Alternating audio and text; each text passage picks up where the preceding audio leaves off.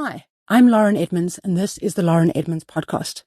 I'm talking all things education and parenting for children in the primary school years, but specifically for remedial and special needs children. I hope to give you my insights that I've gained over the last 12 years of in-field research, owning a special needs school in Johannesburg, as well as the academic research I've been doing for decades.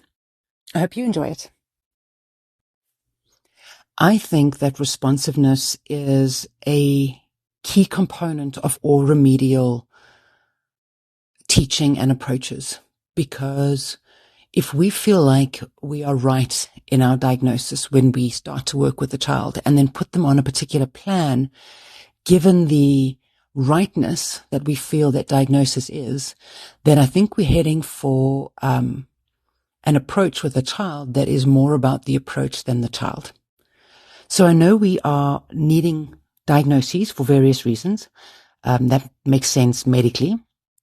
But from a learning and a scholastic educational point of view, that doesn't make sense at all, because first of all, a diagnosis is not cut and dry. It's not the same in every child.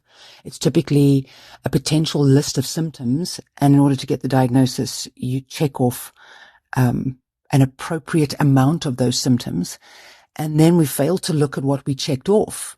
And if those symptoms get worse, get better, go away, change, because children are malleable and their brains are plastic, and they change on a daily basis, and they're human beings. So they're responding to their environment all the time, which is changing all the time because their environment is populated with people.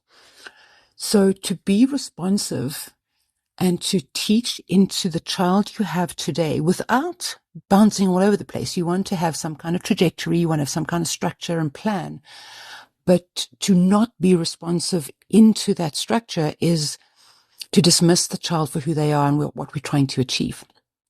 So I started something, I'm calling it the Green Shelf Project, because literally we have this big green shelf. What better name to name something than the tangible object that we are using? And the idea behind it is we have two boys, a similar age, they're about a year and a half difference. They both have an autism diagnosis and they both have a nonverbal diagnosis, along with other things, potentially ADHD and other things. But these two boys view learning a particular way, both of them differently. But I'm getting very curious about how they feel, what they feel learning is. Because we can't make assumptions. We can't think that they know what we think learning is. We've got to get into their heads and figure out what they think learning is. Because if we think learning is sitting in a classroom and listening to a teacher, and they can't do that, we make this huge assumption that this child can't learn, which is nonsense. Because if we follow the child, if we follow them and see what they're doing, we will easily see that these children are able to learn, because they are curious and they pay attention with their eyes and they lean into things that they think are interesting, which means they have a propensity for learning, which means they are learning.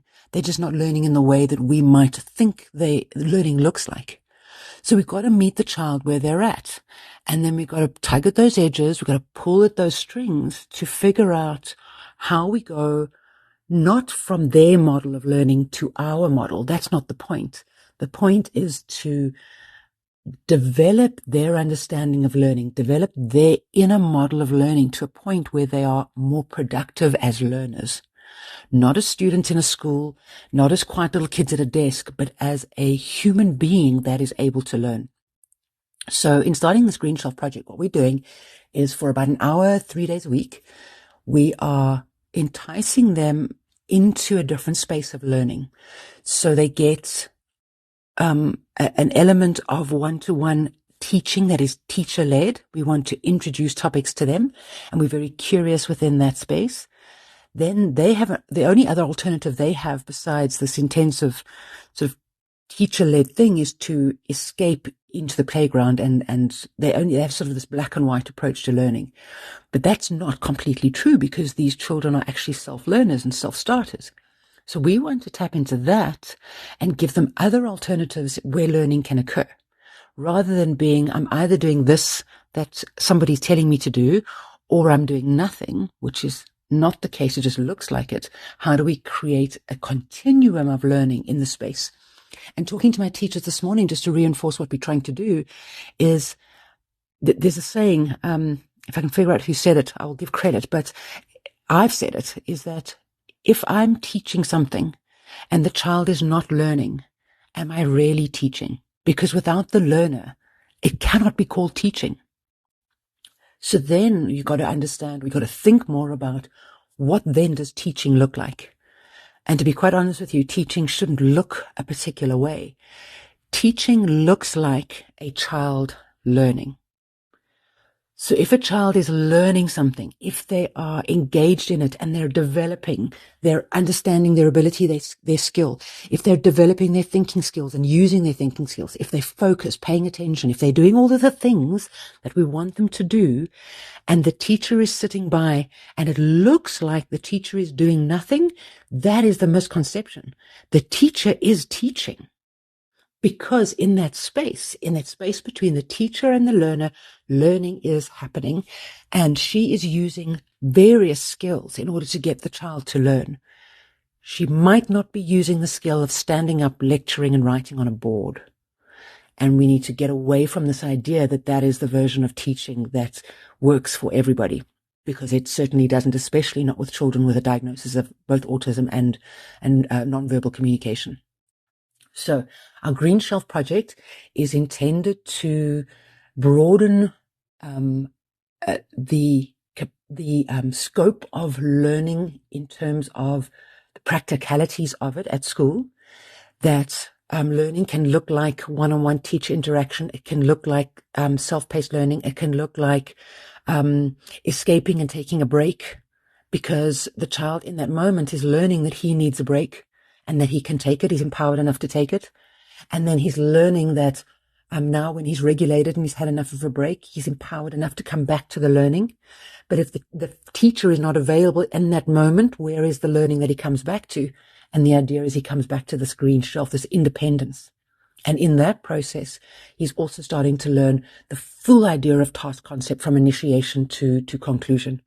And we're teaching that skill of get curious, find something to do, initiate that task, understand it, work with it, complete it, pack it away, be satisfied with that work, and then literally put it back on the shelf. So we are toying with the idea of how a child, specifically a child with nonverbal autism, how he learns and develops and grows away from the norm of what teaching and development and growth looks like, but more hooked into what is the actual outcome that we're trying to achieve for a child. We're not trying to normalize them. We're not trying to make them fit in anywhere. We're trying to develop who they are so that they can own who they are and they can understand it. And when they're adults, they can ask for what they need and they can get what they need in order to be productive, successful, happy adults. So it's a long-term process. It requires quite a bit of bravery, I think, because we've got to be comfortable with the very, very many ways that teaching happens and the very, very many ways that teaching looks. Because if we think teaching is just standing up and lecturing or even us speaking, then we're missing what teaching is actually about. Teaching is about, is the child learning and growing and developing? So we as teachers need to be awake and regulated and considering all the time and changing how we approach all the time and driving towards an outcome. And that's why from a school's point of view, it's very important that I don't measure a teacher's success based on the number of worksheets that have been completed, but rather the development of the child and where they are now compared to where they were. Yeah, so I will give you more information on our Green Shelf project as it develops and morphs. I might share more details and the intention behind it and the teacher that I'm using to integrate it and how we're only on our second day and I'm already seeing results because we're hitting these two kids at the right time.